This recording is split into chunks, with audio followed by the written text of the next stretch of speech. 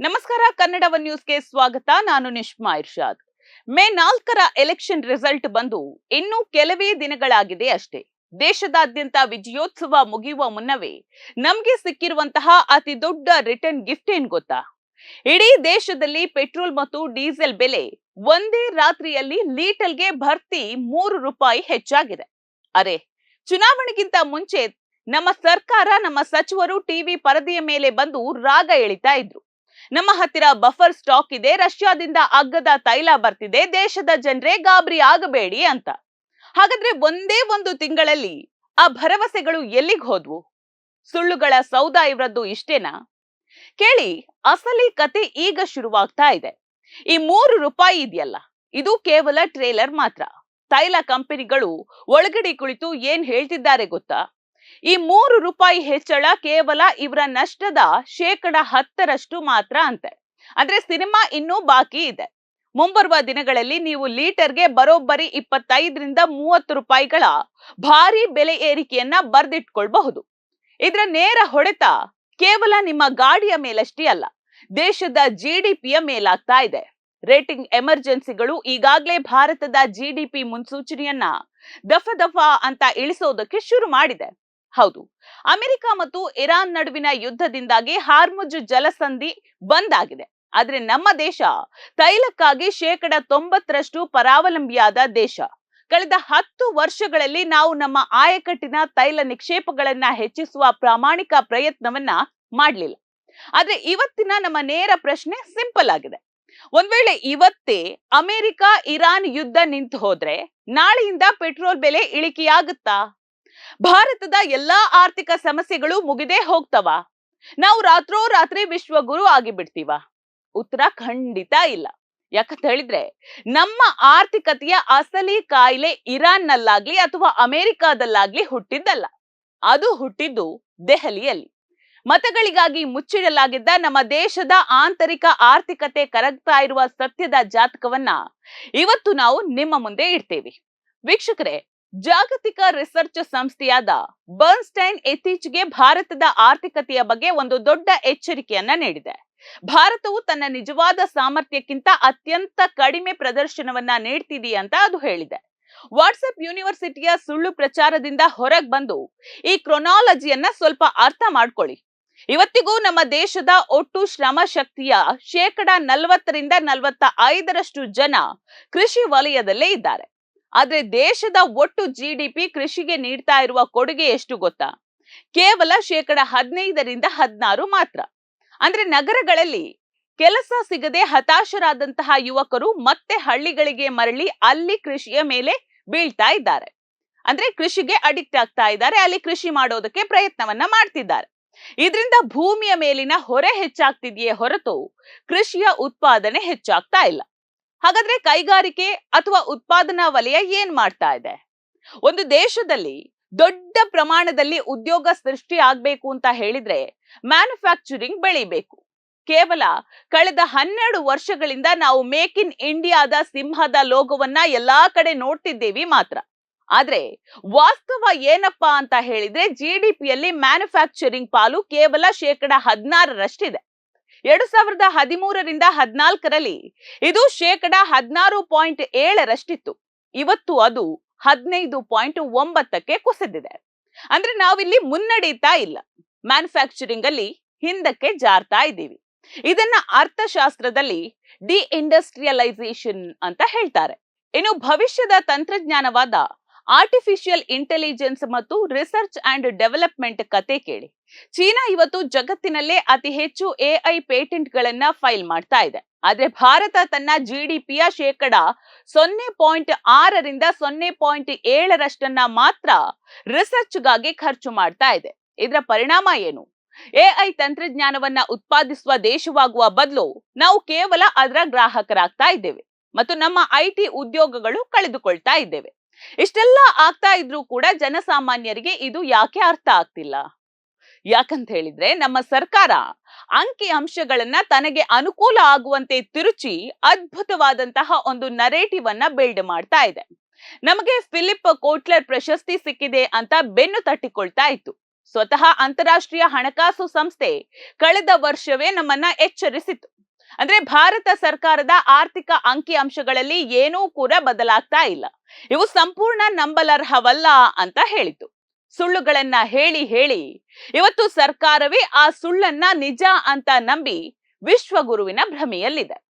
ಇನ್ನು ಜಿಡಿಪಿ ಗಾತ್ರದ ಬಗ್ಗೆ ದೊಡ್ಡದಾಗಿ ಬಡಾಯಿ ಕೊಚ್ಚಿಕೊಳ್ತಾ ಇದ್ದೀವಲ್ವಾ. ನಾವು ವಿಶ್ವದ 3ನೇ ಅತಿ ದೊಡ್ಡ ಆರ್ಥಿಕತೆಯಾಗ್ತೀವಿ ಅಂತ ರ್ಯಾಲಿಗಳಲ್ಲಿ ಘೋಷಣೆ ಮಾಡಲಾಗ್ತಾ ಇತ್ತು. ಆದ್ರೆ IMF ನ ಏಪ್ರಿಲ್ 2026ರ ಅಧಿಕೃತ ಡೇಟಾ ಪ್ರಕಾರ ಭಾರತ ಇವತ್ತು ವಿಶ್ವದ 5ನೇ ಸ್ಥಾನದಿಂದ ಕೆಳಗೆ ಜಾರಿ 6ನೇ ಸ್ಥಾನಕ್ಕೆ ತಲುಪಿದೆ.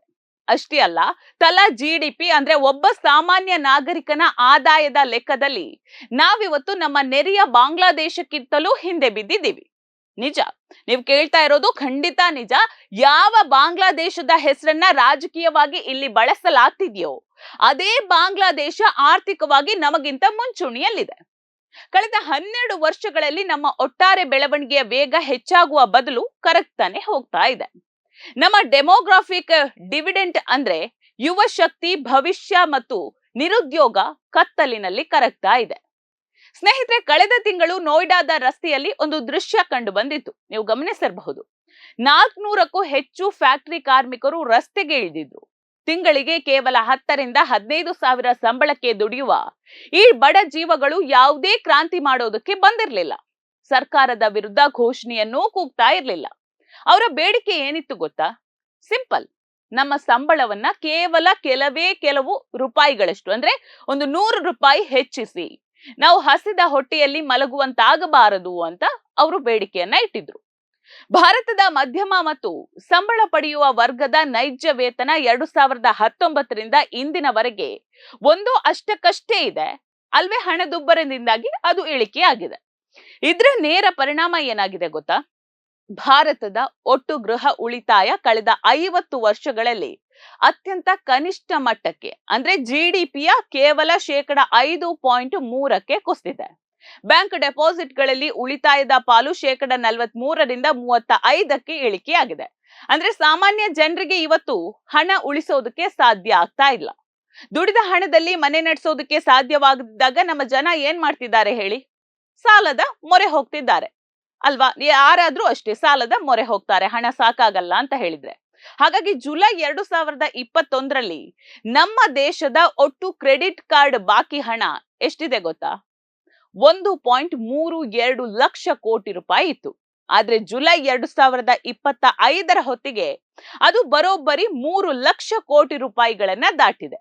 ಎಷ್ಟು ಹೈ ಆಗಿದೆ ನೋಡಿ.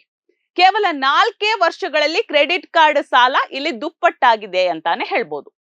ಭಾರತದ ಕುಟುಂಬಗಳು ಇವತ್ತು ಸಾಲದ ಸುಳಿಯಲ್ಲಿ ಸಿಲುಕಿ ಮನೆ ನಡೆಸುವಂತಾಗಿದೆ. ನೋಡಿ, ಯಾವಾಗ್ಲಾದ್ರೂ ಆರ್ಥಿಕ ಹಿಂಜರಿಕೆ ಬಂದಾಗ ಅಥವಾ ಯುದ್ಧ ಬಂದಾಗ ನಮ್ಮ ಸರ್ಕಾರ ಏನ್ ಮಾಡ್ತದೆ ಗೊತ್ತಾ? UN ಮಾನವ ಅಭಿವೃದ್ಧಿ ಸೂಚ್ಯಂಕದಲ್ಲಿ ಭಾರತಕ್ಕೆ 134ನೇ ಸ್ಥಾನ ನೀಡಿದ್ರೆ ಅವರ ಮ್ಯಾಟ್ರಿಕ್ಸ್ ತಪ್ಪು ಅಂತ ಹೇಳಲಾಗ್ತದೆ. ಪ್ರೆಸ್ ಫ್ರೀಡಮ್ ಇಂಡೆಕ್ಸ್ ನಲ್ಲಿ ನಾವು 158ಕ್ಕೆ ಕುಸಿದ್ರೆ ಚೀನಾ ನಮಗಿಂತ ಕೆಳಗಿದೆ ಅಂತ ಸಮರ್ಥನೆಯನ್ನ ಕೊಡ್ತಾರೆ. ಕರಪ್ಷನ್ ಪರ್ಸೆಪ್ಷನ್ ಇಂಡೆಕ್ಸ್ ನಲ್ಲಿ ನಾವು 93ನೇ ಸ್ಥಾನಕ್ಕೆ ಕುಸಿದ್ರೂ ಕೂಡ ನಾ ಖಾऊंगा ನಾ ಖಾನೆ दूंगा ಘೋಷಣೆಗಳು ಮಾತ್ರ ನಿಲ್ಲೋದಿಲ್ಲ. ನಮ್ಮ ದೇಶ ನಡೀತಾ ಇರೋದು ಕನ್ಸಂಪ್ಷನ್ ಅಂದ್ರೆ ಜನರ ಖರೀದಿಯ ಶಕ್ತಿಯ ಮೇಲೆ. ಸಾಮಾನ್ಯ ವರ್ಗದ ಜೇಬಿನಲ್ಲಿ ಹಣವಿದ್ದಾಗ ಅವರು ವಸ್ತುಗಳನ್ನ ಕೊಳ್ತಾರೆ, ಆಗ ಫ್ಯಾಕ್ಟರಿಗಳು ನಡೀತದೆ, ಉದ್ಯೋಗ ಸಿಗ್ತದೆ. ಆದ್ರೆ ಜನರ ಕೈಯಲ್ಲೇ ಹಣ ಇಲ್ಲದಿದ್ದಾಗ ಆರ್ಥಿಕತೆಯ ಚಕ್ರ ಇಲ್ಲಿ ನಿಂತು ಹೋಗ್ತದೆ. ಸರ್ಕಾರ ಕಳೆದ ವರ್ಷ ಆತುರಾತುರವಾಗಿ GST 2.0 ಅನ್ನ ತಂದಿತ್ತು, ಟ್ಯಾಕ್ಸ್ ಕಡಿತದ ನಾಟಕ ಮಾಡಿತ್ತು. ಆದ್ರೂ ಕೂಡ ಕನ್ಸಂಪ್ಷನ್ ಹೆಚ್ಚಾಗ್ಲಿಲ್ಲ. ಸಂಬಳವೇ ಇಲ್ಲದ ಮೇಲೆ ಜನ ಎಲ್ಲಿಂದ ಖರ್ಚು ಮಾಡ್ಬೇಕು ಅಂತ ಹೇಳಿ? ಇವತ್ತು ಪರಿಸ್ಥಿತಿ ಹೇಗಾಗಿದೆ ಅಂತ ಹೇಳಿದ್ರೆ, ಬಿಗ್ ಬಾಸ್ ಶೋ ತರ ಸರ್ಕಾರ ದೇಶದ ಜನರಿಗೆ ಹೊಸ ಟಾಸ್ಕ್ ಅನ್ನ ನೀಡ್ತಾ ಇದೆ.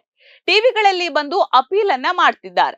1 ವರ್ಷ ಚಿನ್ನವನ್ನ ಖರೀದಿ ಮಾಡಬೇಡಿ, ಪೆಟ್ರೋಲ್ ಕಡಿಮೆ ಬಳಸಿ, ವಿದೇಶಕ್ಕೆ ಹೋಗ್ಬೇಡಿ, ಅಡುಗೆ ಎಣ್ಣೆಯನ್ನ ಕಡಿಮೆ ತಿನ್ನಿ, ಅದೇ ಅಸಲಿ ದೇಶಭಕ್ತಿ ಅಂತ.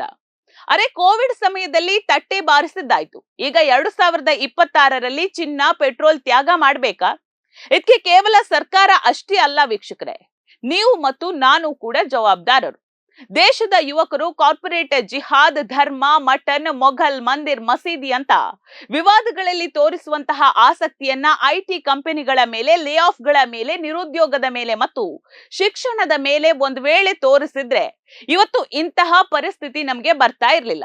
ಆದ್ರೆ ನಾವು ನಾನ್ ವೆಜ್ ಫೈಟ್ಗಳಲ್ಲೇ ಕಾಲ ಕಳೆದ್ವು. ಇತಿಹಾಸದಿಂದ ನಾವು ಕಲಿಯಬೇಕಿದೆ. ಇಂದಿರಾ ಗಾಂಧಿಯವರ ಎಮರ್ಜೆನ್ಸಿಯ ಮುನ್ನ ದೇಶದಲ್ಲಿದ್ದ ಭೀಕರ ಹಣದುಬ್ಬರಕ್ಕೆ ಮಧ್ಯಪ್ರಾಚ್ಯದ ತೈಲ ಬಿಕ್ಕಟ್ಟೆ ಕಾರಣವಾಗಿತ್ತು. ಇವತ್ತು ಮೋದಿ ಸರ್ಕಾರ ಡೋಂಗಿ ನರೇಟಿವ್ಗಳನ್ನ ಬಿಟ್ಟು ಆರ್ಥಿಕತೆಯನ್ನ ಪಾರದರ್ಶಕವಾಗಿ ನಿಭಾಯಿಸಬೇಕಿದೆ. ಬಾಂಡ್ಗಳ ಮೇಲಿನ ತೆರಿಗೆಯನ್ನ ಕಡಿಮೆ ಮಾಡುವ ಪ್ರಕ್ರಿಯೆ ಈಗಲಾದ್ರೂ ಶುರುವಾಗಬೇಕಿದೆ. ಕೊನೆಯದಾಗಿ, ಸರ್ಕಾರಗಳು ಯಾವಾಗ್ಲೂ ಹಾರ್ಮುಜ್ ಯುದ್ಧ ಅಥವಾ ಕೋವಿಡ್ ನೆಪಗಳನ್ನ ಹೇಳಿ ಜವಾಬ್ದಾರಿಯಿಂದ ತಪ್ಪಿಸಿಕೊಳ್ಳೋದಕ್ಕೆ ಖಂಡಿತ ಸಾಧ್ಯ ಇಲ್ಲ. ಆದ್ರೆ ನಿಮ್ಮ ಜೇಬಿಗೆ ಕತ್ತರಿ ಬೀಳ್ತಾ ಇರುವಾಗ ನೀವು ವಾಟ್ಸಪ್ ಸುಳ್ಳುಗಳನ್ನ ನಂಬಿ ಮೂರ್ಖರಾಗ್ತಾ ಇದ್ದೀರಾ? ಅಥವಾ ಒಬ್ಬ ಜಾಗೃತ ದೇಶಭಕ್ತನಾಗಿ ಉದ್ಯೋಗ, ತೆರಿಗೆ ಮತ್ತು ಆರ್ಥಿಕತೆಯ ಬಗ್ಗೆ ಸರ್ಕಾರವನ್ನ ಪ್ರಶ್ನಿಸ್ತೀರಾ? ನಿರ್ಧಾರ ನಿಮ್ಮದು. ನೋಡ್ತಾ ಇರಿ ಸಮ ಸಮಾಜಕ್ಕಾಗಿ ಕನ್ನಡ ಒನ್ ನ್ಯೂಸ್. ನಮಸ್ಕಾರ.